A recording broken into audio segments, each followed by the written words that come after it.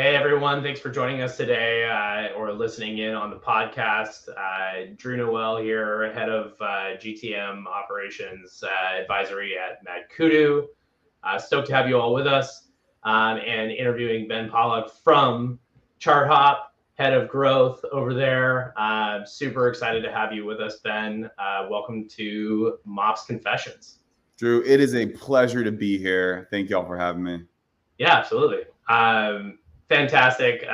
We've definitely got the bi-coastal actually today. I'm out here on the West Coast. You're out in the New York area, Brooklyn, and it's pretty awesome. Like in our pregame, just the conversation about the good food scene in Brooklyn, like because I was there recently. So fantastic to just connect on the more human side of things before we jump into talking shop. But no, great to meet you. Great to have you with us. So let's hit it. No doubt. Sentiment shared. Awesome. So first off, I mean, you're heading up growth marketing at Charthop. Super interested to hear from you. Just generally, like your focus there and how you kind of got there. Yeah, so I joined Charthop as around the 20th employee about a year and a half ago at a really advantageous time where Charthop had established some product market fit, built an initial team, and we were ready to pour a little bit of fuel on that fire and start to catalyze some growth. And in that, started running more so demand gen side of things, but that quickly started to encompass a broader lens around our go-to-market, how operations, revenue, sales, and marketing support that. So over the past year and a half, I have been certainly privileged to have a lot of my amazing teammates join me, and in addition to the other folks that I joined originally, and lead the growth marketing team. And my team's role is to really identify revenue opportunity, whether that's through operations, through demand channels, or obviously both, and execute a go-to-market to drive that. In addition to marketing to our current customers, making sure that they're happy and renewing, and everything in between. Brilliant.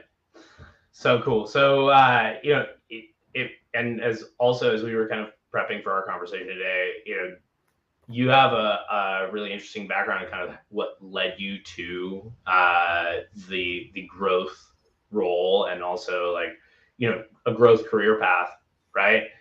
So interested to hear, you were previously BDR, back in the day. So want to hear kind of like how that evolution happened really quickly. And I think it's interesting because from my perspective too, I've had SDR type roles and also as an ops grunt through my career, like sat next to the bullpen with the SDRs, things like that. So super interested to hear what you saw coming from that BDR perspective and what made you want to get basically make that jump over into ops and growth. Yeah. And my first, statement is like growth is not a straight line. It's certainly not linear. It's also, some folks describe it as like this winding up and down journey. And I'd actually say that it's more so a 3-axis game. It's up, down, but it's also back and forth. And I've had the privilege of being able to experience a lot of those ups and downs and ins and outs to try to find my niche or what I really enjoy. Yeah. So coming out of undergrad, I wanted to go be a psychologist and get a PhD. And when I graduated, I obviously panicked. And what else do you do when you panic? You go be a BDR in tech sales. And that's what I did. And that was my first foray really into anything business related. All of my college work was research and different more academic focused work. And I learned a lot being a BDR, and it starts with understanding workflows and pipeline and what you need to go chase to help achieve your goals, what input equals output, what cadences or paradigms or workflows, whatever you're working with is helpful for you. And there's also this classic BDR moment where there's something set up and then you're doing it and you're like, I know that might work for the greater group, but I'm going to do it differently. And in that context, my boss at the time was like, yeah, rock it, do it. And I'm really grateful for her because it allowed me to foray my first step into what I would call sales ops, which was where I was analyzing my own funnel because I was having success as a BDR. And I was recognizing that if I did these 5 or 6 things differently, put more folks in at the top of the funnel that fit the ICP, brought up personalization tokens before I sent folks down my par sequence, I could achieve more results at scale and do it in quicker time. So that was my first kind of at least essence or notion of, I really like this and I might be good at it. Eventually that role, as we scaled our BDR and our sales team, turned into a valuable role that was needed for the business, because what I could help the team with was greater than the overall slice that I could build. Right. And so my next step actually at that same company, as a curious human being, was we started to run some other types of demand gen campaigns, mostly around like paid social ads. And I was really curious about it because I was getting served those on Instagram all the time. And I took a class and I learned that. And so what started as me doing my own outreach, sourcing my own pipe, slowly transitioned into me creating more overall pipe for the business, understanding sales ops and efficiency within. And that for me drove me more. I'm more interested in the overall go-to-market and the overall pizza rather than one slice, if you will. And then that, transitioned through the years in tipping my toes in both demand gen and ops and growth, and has really empowered me with the knowledge that I have today to be able to do combine all of those worlds. No, that's brilliant. No, and I mean, you talk about really, getting into, paid social and, testing out different channels and starting to, I mean, first off, dabble in that, but then expand into, really a professional capacity of tracking that. And of course, running a whole team that's doing those types of activities now. I mean, super interesting. And I think it's something that maybe we sometimes in the regular marketing operations space, especially if you're like, a systems person, maybe, or you're, we were talking about I was talking about this with another customer of Mankudu today, and it was this aspect of combination of process, systems, or data, right? And that's really where like ops people have a tendency to kind of be super strong on like one or two of those, but not necessarily all three.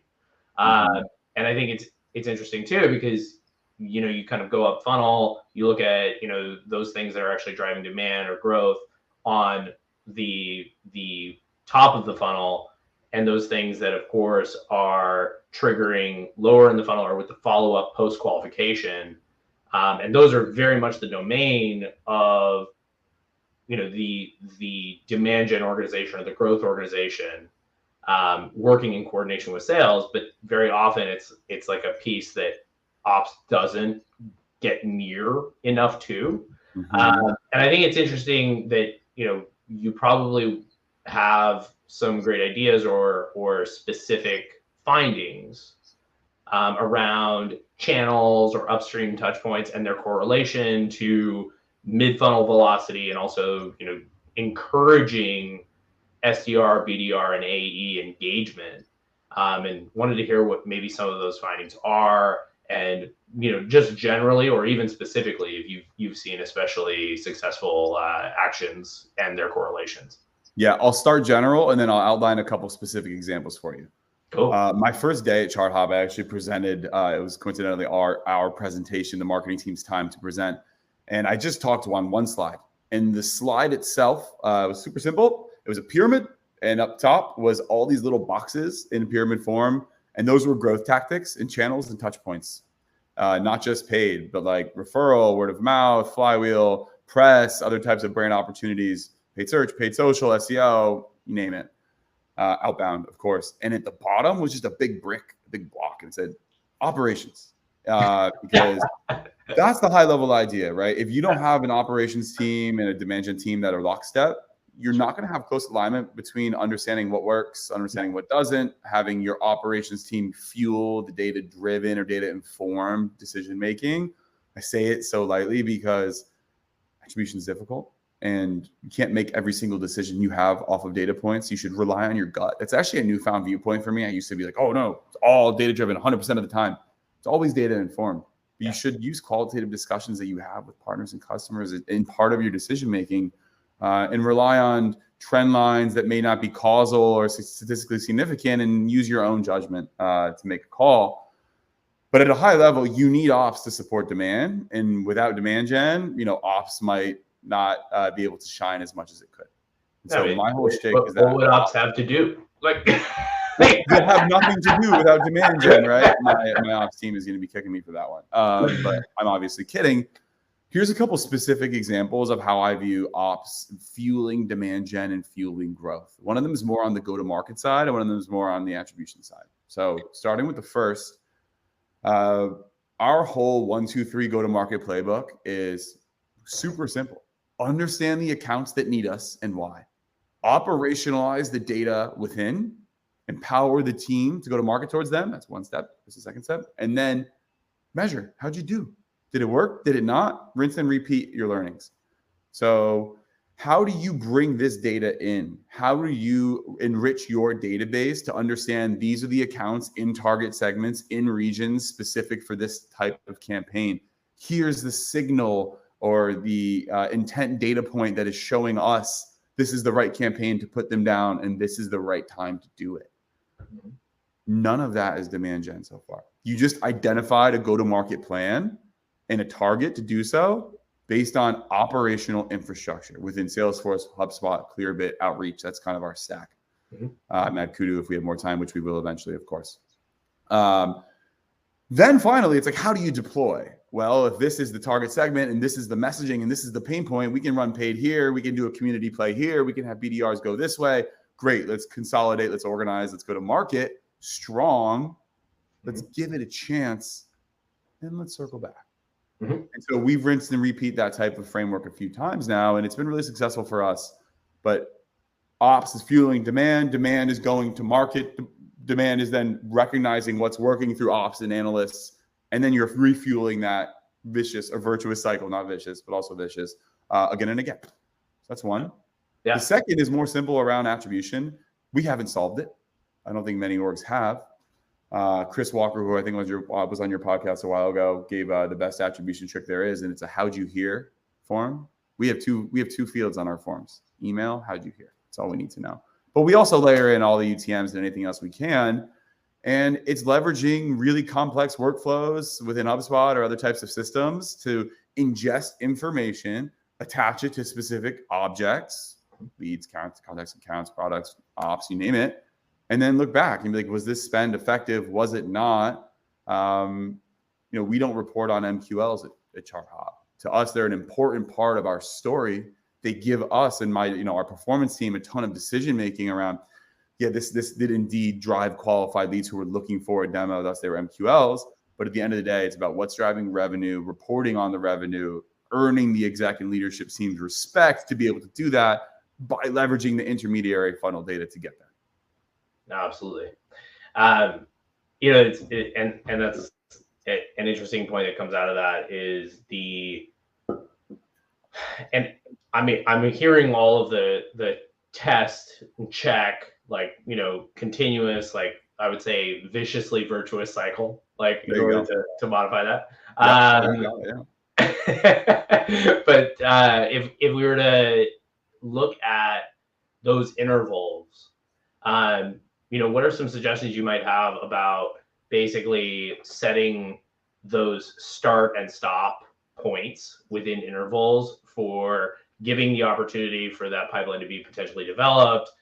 Is it different by channel? Is it unique to a specific go-to-market motion? Like if you're going outbound, then you of course give us a certain amount of time versus inbound. Maybe you're expecting a certain result by a given point in time. What are some of your thoughts there? It's nuanced depending on your team and what you're doing. Mostly based on what's your deal cycle, what's your product, how complex is it, what segment do you sell into? I can give an example for us. Yeah.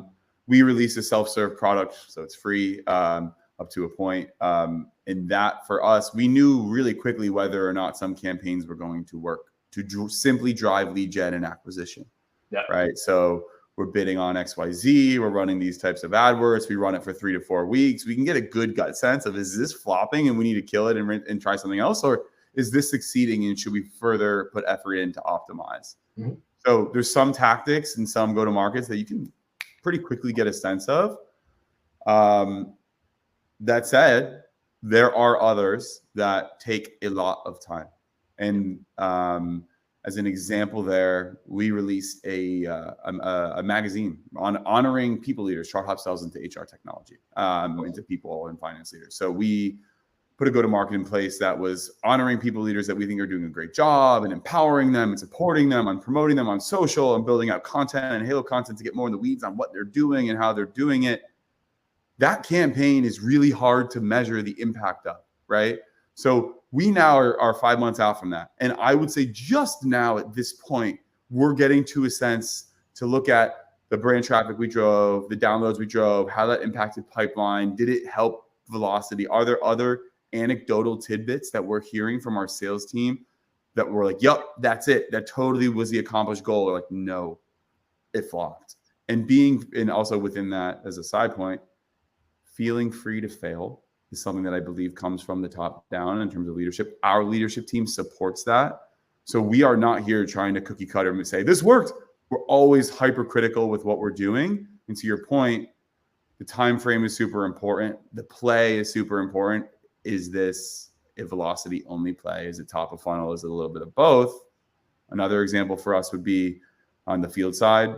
We do some regional type events, and that's a big time velocity play and customer engagement play. You won't see that play out for 6 to 12 months, right? Until the customer is up for renewal or until that deal with an enterprise org has started to finally come to fruition. And you can look back at that touch point and be like, that made a difference.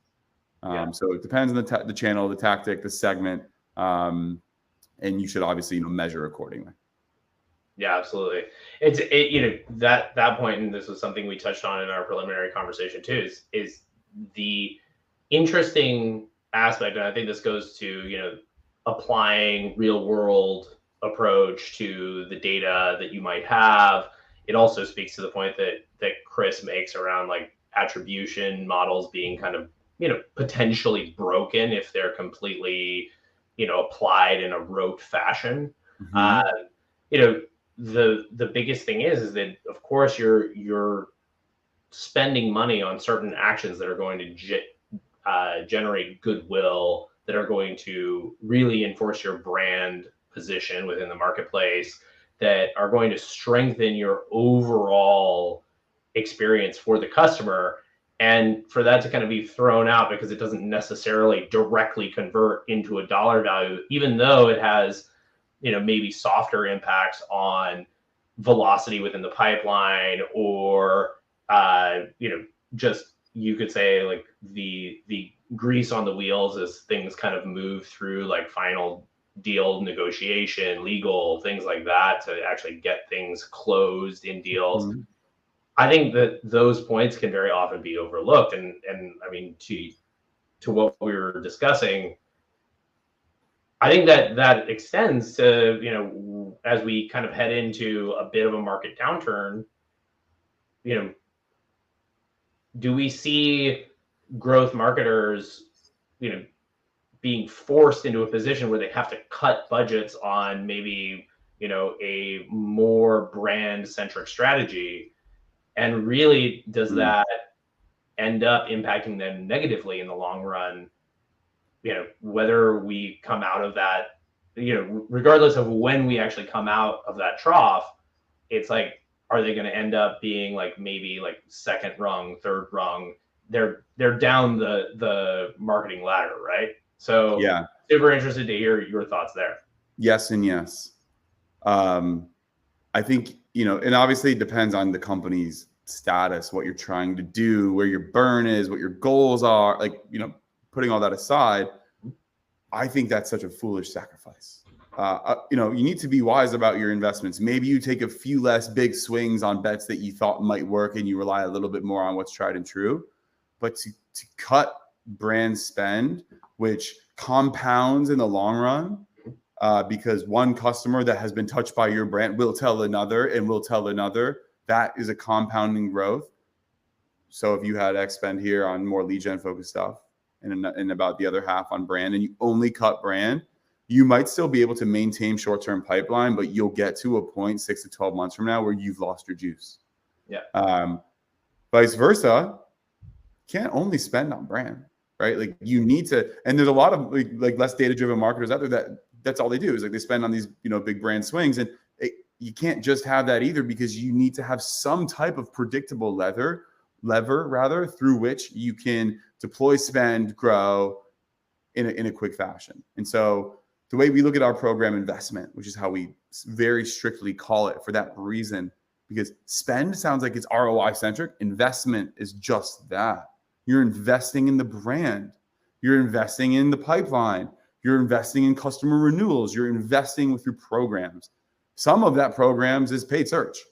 And that for us is a nice clean channel. It's ROI positive, but it's not a compounding impact in that one person that clicks on our ad is going to maybe come into or clicks on our ad after searching a query, lands on a page and it's a demo. That might be an ROI positive campaign for us, but there's no long-term brand benefit really, unless they grow and become a happy customer and then start shouting at the top of a mountain like an evangelist, which we hope they do. And at the same time, right, like, we deploy brand spend as well without any return expected at all, directly attributable. And we hope, and we use our guts as marketers and leveraging my product marketing team and my content team to be able to resonate with the right pain point, the right messaging in the right medium. And we actually look at our program investment from a one-to-one perspective, 50-50. 50% should be lead gen, bidding on at our current stage, which is Series B high growth. Paid search, paid review. How are we deploying capital to very quickly drive net new? But also, how are we deploying capital to grow the brand in the long term? And so that's the way in which we currently look at it. But I also imagine that would change over time. Makes sense. No, absolutely.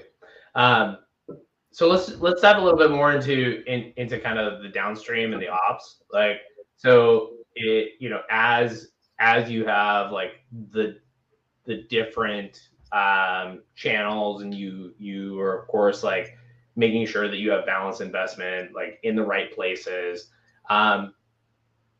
Do you see that in terms of downstream actions, how structured do you feel those need to be, and how successful do you think super structured versus like up to like a certain amount of leeway given the informed decision making of SDRs, BDRs, AEs, sort of the like balance between like inbound and outbound approach? What's the flexibility there, and what do you think is kind of the optimum level of flexibility that can be given? Yeah, it's a great question. As a BDR, I've done both the tried and true high velocity, let's go get it at scale, nothing, all automatic, but also the other, like, this is going to have high return, but it's so manual and it's cumbersome. And I think we've struck a really nice balance on the medium. And so what we do at Charthop is there's a lot of concrete cadences after the deal, after the call ends. You do this. When you have a new account that's a target for you, you put them here. So that structure is pretty clear, but the touch points and the messaging within is catered. We have very few touch points, nurtures, whatever it is, that the first touch is automatic. I get outbounded all the time. I'm a software buyer, and you can tell when the first touch is automatic, even if it's hitting my pain point. If it's not catered to me, particularly post demo, I'm out, right? But if it is catered to me and you still hit on my pain points, then I'm with it. And from there, the automation can be the follow-ups can be automated, and that's cool, right? Like, hey, checking back in. I was wondering if you wanted to hyperlink calendar here to find time with me, right? Those touch points can be automated, but only if the first one is indeed hitting it nicely. So as another example, we have a nurture sequence post demo that we put folks in if they're kind of ghosting us a bit.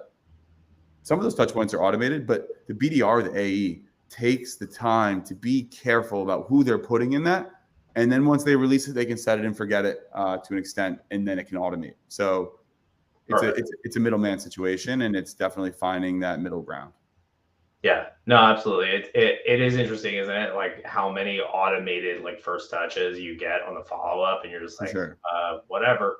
Like I actually even as a marketer with this in mind, I actually have put things on my LinkedIn profile that if you go to my LinkedIn profile and just read it, like you will actually, and you speak to a couple of those things, you're almost 100% guaranteed to get at least a forward to the right person or a response. Mm-hmm.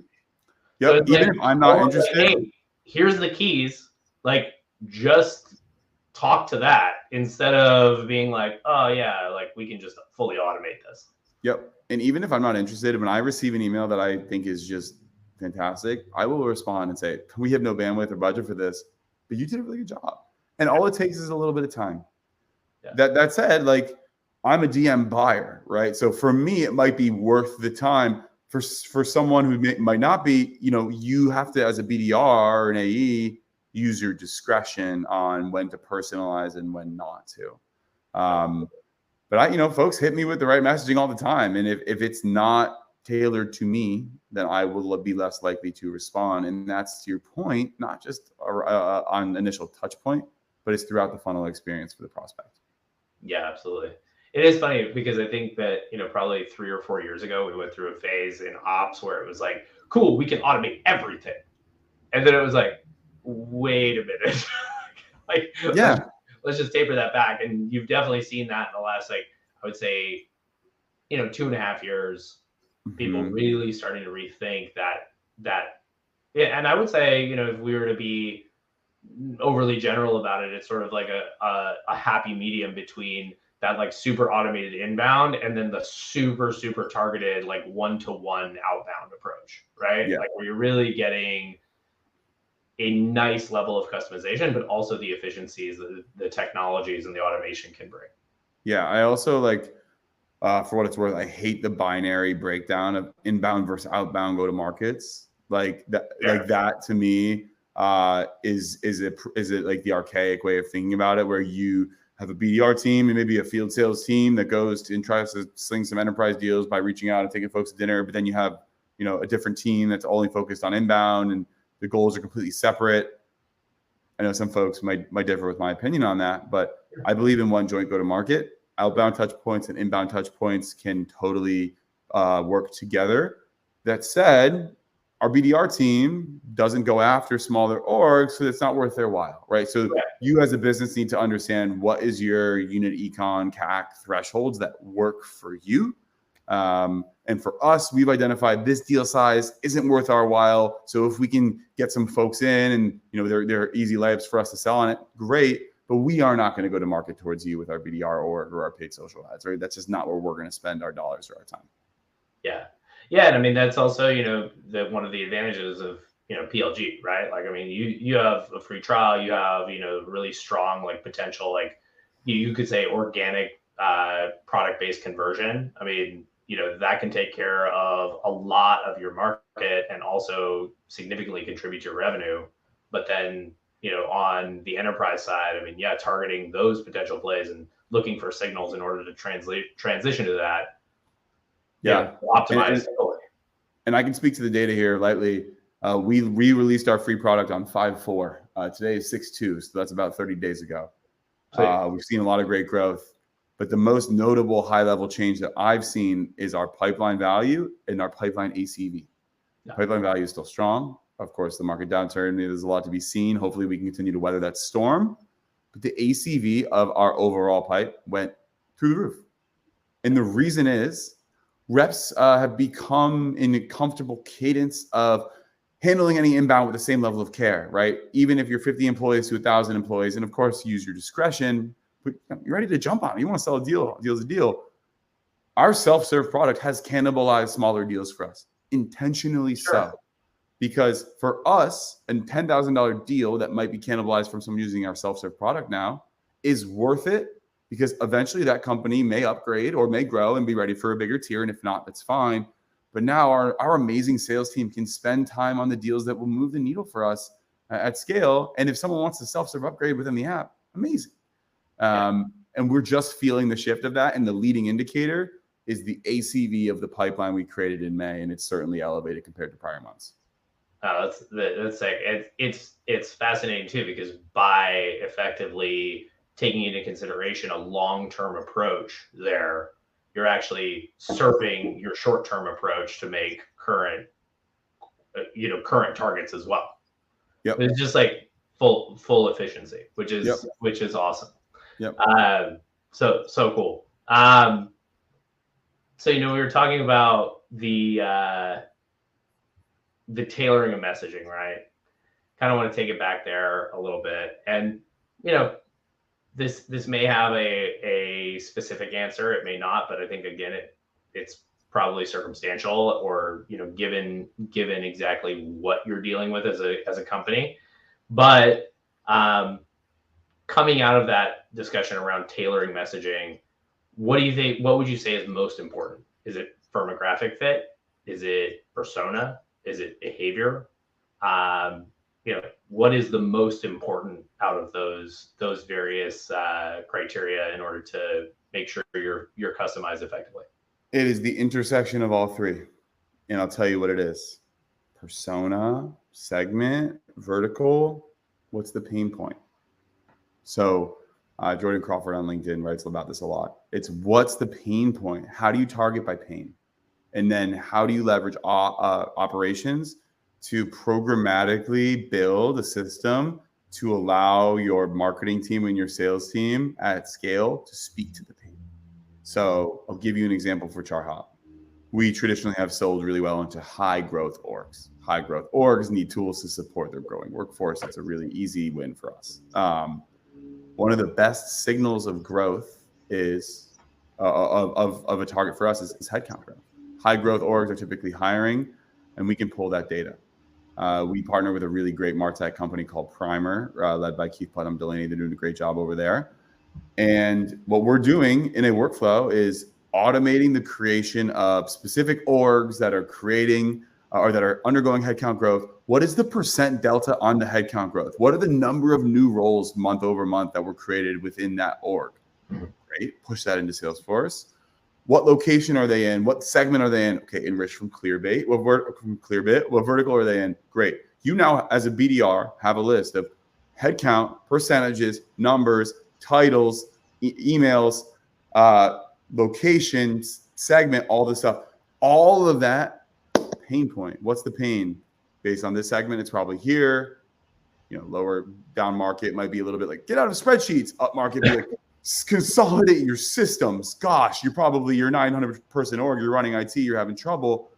And talk about personalization of messaging. That token, and this is again, all operations, leads this go to market. That token of the number of new roles is pushed into the sequence, right? So the BDR is waking up and QAing a manual email, but it's all automated with the tokens, the play, the pain, the persona, and that type of playbook is that rinse and repeat endeavor through which target the pain point based on all of the params you described, rinse and repeat, see if it worked, see if it didn't, and go it again. Yeah. No, very, very, very cool. I think the next point is like as you're doing this analysis, what have you found as the most nimble ways or the flexible ways in which you're able to manage budgets and allocation there? It's a good question. I think the first thing that you need to do is to make sure you've chopped off enough budget that you think you need to accomplish your goals. Because once you have the budget, if your leader trusts you, it's on you to deploy it in the right channels and mediums. And it's not just spend or investment, it's also time of your team. But if you don't have the initial scope, it's really hard to go and ask. And so at a high level, first and foremost, it means doing your model and being like, I think my team needs this much juice in these specific areas to go achieve our goals. Now, I'm going to be super cautious with this statement because especially in the downturn, you need to be really efficient with spend. You can be hyper cautious, analytical on everything you're doing, even critical to a point, poking holes in why this might not be working. If you get to the end of the year and you're obviously communicating throughout and you don't hit your goals, that stinks. If you get to the end of the year and you hit your goals, but you went 70K over budget, it's okay, right? I'm assuming your budget's large. Like it's all good. Again, you can't just all of a sudden be like, we deployed with too much extra cash. I'm sorry, CFO. hey, I really think we can continuously take this bet. It's propelling us to find success. Here's the data that I think supports it. Here's my qualitative thoughts. I'd like to continue to deploy cash here, and it's going to probably go over budget. Are we all on board for this? Right. Same context, even if you're not going over budget. We have our program investment mapped out by channel, paid search, paid social, by the specific platform, Google, Bing. But we have the flexibility as a growth team to go to my leader, my boss, my CMO, and be like, hey, or our CFO, I'd actually like to reshuffle this a bit because we're going to achieve better lead gen here and we can still grow brand this way. Are we all good for that? How will we know it worked? What are we measuring success by? Great. Talk to you in a month. Let's circle back and understand how building that relationship and trust is huge. And then being flexible and being communicative is the other piece. Yeah, 100%. And I think that's an interesting aspect where I'd like to go next is, what I hear is at Charthop, there's great things happening in terms of coordination, in terms of communication, in terms of the ability to fail fast, right? Or to just fail at all and like just own it and then move on. And I think that, the ability to communicate between, the C-level leadership across the board there, and then also like interdepartmentally sounds fantastic. So really interested, and this is a question that I think is an ongoing debate within the MOP space overall, but it's like sales ops, revenue ops, marketing ops, is that all one and the same? Is it separate? Should it be consolidated to some degree? Should it be part of the go-to-market orgs, or should it be back office in terms of the operations function? As I mean, many of us, our intended career paths are in the direction of VP, C-level marketing and operations roles, or sales roles. Interested to hear your thoughts on, if you were to have your pick and like design your organization, exactly how you would like to see it, what does that look like? Definitely separate, but definitely lockstep. Like only separate if lockstep. If unable to align cross-functionally, can't be separate. So I can describe a little bit of how this works at Charthop. The huge other pieces. Who do you have in the room to do the job? Right. Where do the skills currently align? Right. So when I joined Charthop, I was the only operations professional in the org. Yeah. It was best suited for me to handle Salesforce at the time and be our admin. I am not a sales ops professional. I'm certainly not a Salesforce certified admin. So at the time, when we were small stage, ops was ops. It was your boy, right? I'm just there. I'll handle the stack. I'll buy HubSpot. I'll buy Outreach. I'll hook up Salesforce. We'll get it going. Great. Ops is ops. Yeah. At much larger companies, it's obviously not the case, right? Like it would never be. But what I do think, and this actually aligns with a lot of what Charthop does in terms of org design, is what we found a happy medium with is marketing ops lives under my team. Revenue ops is kind of this in between. Sales ops lives under sales. But we are a matrix growth org, and it actually includes some product people now, given that we have a product-led growth, go-to-market, a self-serve product. So there's people signing up for Charthop free, and that data pushes into Salesforce. How do we reconcile that, right? Like that's a huge piece of our operational infrastructure now. So we have meetings every week, 2 of them actually, just to align. What are the bodies of work we're moving forward? Who's the project lead here? What are the blockers? Who else needs to be involved? The reason we're able to bucket out the different ops departments is because we align cross-functionally, and it's not just leadership, it's folks on the ground floor and all the way in between. So I really feel like that is the best way to do it, at least at a stage like Charthop is, 200 employees. At a larger org, you may need to centralize that and have an operations team. But that operations team, if they're just one operations team and it is centralized, might not be giving sales what it needs, might not be able to give marketing what it needs. And I've seen that before where you have a centralized ops org and it's not aligned. And so I think that can be the danger there, especially at smaller orgs if we try to do that too soon. Yeah, absolutely. And I mean, the worst case scenario is when the operations team literally just becomes an order taking entity and sort of a project management entity where it's like, well, no, this is priority, or this is what we're currently tasked with. And they're not necessarily thinking about the service level or the direct impact to the organization overall. They're just looking at like, yep, check the box, we did the work, like that's done now. Instead of, okay, how are we actually facilitating the go-to-market motion, which is the most important thing. No, it's such a good point. And to actually add on to that quickly, I've worked with one amazing BI engineer, and I've worked with a bunch of BI engineers who are all amazing and brilliant. Sure. But some BI engineers are happy to just take the marching order and write the query and build the dashboard. And that's awesome. That's great. It's all good. The most amazing BI engineers that I've worked with, and obviously this is a really specific, more technical person, but the same applies to an operations professional. Are you able to advise and proactively find insights based on what you're seeing and dealing with? So we had eventually built a beautiful Looker instance at a previous org that was piping in spend, HubSpot touch points, Salesforce touch points, amazing, this model. And the BI professional could have said, here you go. But instead he said, and did you see that we hooked up this and that to actually dynamically perpetuate ROI calculations for every campaign for both influence and source pipeline? I thought that would be effective knowing the goals that you have at hand. And I'll keep an eye out for this moving forward. Like, holy shit, excuse my French. That was an aha moment to me. And the analyst on my team, I think, does a great job of doing the same thing. It's not like, here's the data. It's like, and based on this would be my recommendation, because they're informed and in lockstep with the strategy of the org, not taking orders. Yeah. And understanding, I mean, making sure that use case is communicated, that the actual strategy that's there is communicated.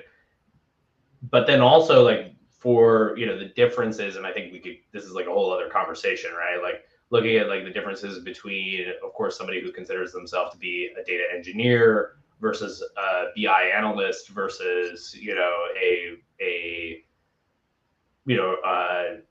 a business operations person, or, a marketing, revenue, sales operations person. Like, unfortunately, it's been so siloed at times, right? And especially like the beginnings of these various roles, individuals' careers are very siloed at first, and getting the opportunity to kind of cross-functionally work across those areas is a challenge, I think, that we could all like sponsor, especially from like the middle management level on up. Totally. At enterprise level orgs, I get it. Like, you need to silo, right? You need to have a BI team that does BI. If I were giving advice to anyone who wants to get a more generalized scope, go join an early stage startup, because you'll get exposed to everything. And you might feel at the time like, gosh, I'm so generalized, my specific skills and niches aren't developed more. That will come, because eventually you've got to pick it and stick with it. Right. But I've kind of dipped my toes in a lot of different areas, and it's because every org I've joined, almost every org, has been really early stage. And I've seen how different pieces grow and how different leaders come in at different times, and then gotten exposure to the other. Okay, this is a BI engineer and this is what he's doing, but I understand how all the systems speak together beforehand, because I'm one of the only ones working on it. So that's been a really valuable experience for me. That's killer. And I mean, just in closing on that, I mean, considering the space that you're in at Charthop, and things are moving so well, do you see, just from your particular position in that market, do you see like potential overlaps or things that are becoming more aligned between marketing and revenue operations and HR operations, FinOps, things like that? Super interested to hear your perspective on that, and just also how, Charthop to one degree or another can help there. Yeah, so much parallel. Rapid consolidation of systems, extremely high velocity digitization of the space, and progressing through that lens. I think as well, like what marketing ops does and the technology to support that, and what people ops does and the technology to support that, has a similar desired outcome. And it's to help us plan, forecast, make better decisions, right? Like, that is a big piece of it. So from my end as a marketer, what MarOps and Rev Ops helps me do is, what's my desired outcome, revenue?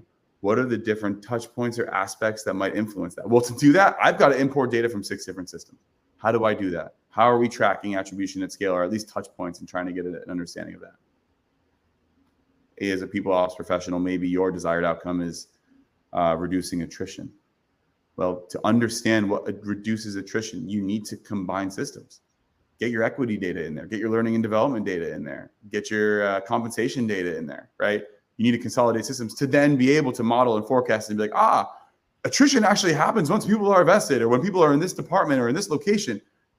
You just need to be able to consolidate data, consolidate systems, visualize that, and do it with others in the org and collaborate, align, and go forward. So I think that that's probably the common thread there. What I would say to plug Charthop is that we do that very well, aggregating data from different systems through a really powerful API, pulling it into an amazing UX experience where the user can look at org charts, org design, drag and drop different headcount scenarios, different pre-baked reports based on attrition by headcount or race or whatever it might be. And it's a great tool, and you can check it out for free on charthop.com. There you go. Check it out. Throw it in there. Awesome. Ben Pollack, head of growth marketing at Charthop. Thank you so much for joining us today. Just a rad conversation overall. Really appreciate it, and hope that our listeners enjoy just as much as I have. Yeah, thank you all so much. You and Laura and the whole team, Drew, you guys are the best, and appreciate you taking the time with me. All right, killer.